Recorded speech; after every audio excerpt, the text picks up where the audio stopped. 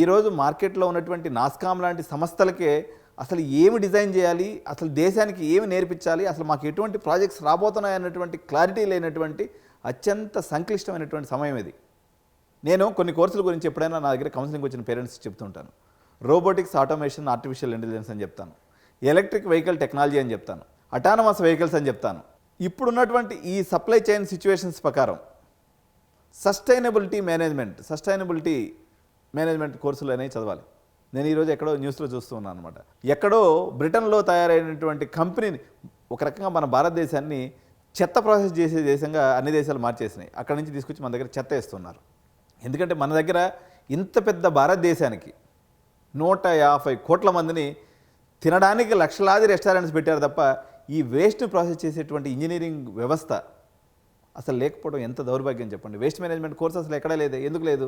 ఇప్పుడు electronic waste produce చేస్తున్నాము, biomedical waste produce చేస్తున్నాము, హ్యూమన్ వేస్ట్ వస్తూ ఉంది. వీటికి సంబంధించినటువంటి ఈ వేస్ట్ మేనేజ్మెంట్కి సంబంధించి ఏదైతే ఉందో ఒక ప్రణాళిక ఇంత పెద్ద దేశానికి లేదు.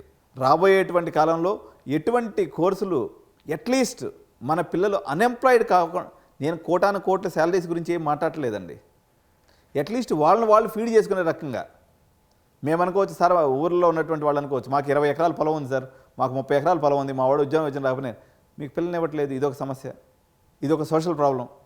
ఈరోజు 20 ఎకరాలన్నా 30 ఎకరాలన్నా నేను ఊర్లో ఉంటానంటే ఎవరికి పెళ్లి కావట్లేదు.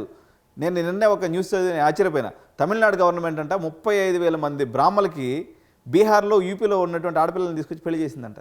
ఎందుకంటే వాళ్ళకి పిల్లలు దొరక్క. దానికోసంగా గవర్నమెంట్లో ఒక డిపార్ట్మెంటే పెట్టిందంట. చూడండి తీవ్రంగా ఎట్లా ఉంది సమస్య. అబ్బాయిలు ఈ రకమైనటువంటి పారావోషారు, మరోవైపు నుంచి ప్రొఫెషనల్గా ఈ రకమైనటువంటి ఇబ్బందులు.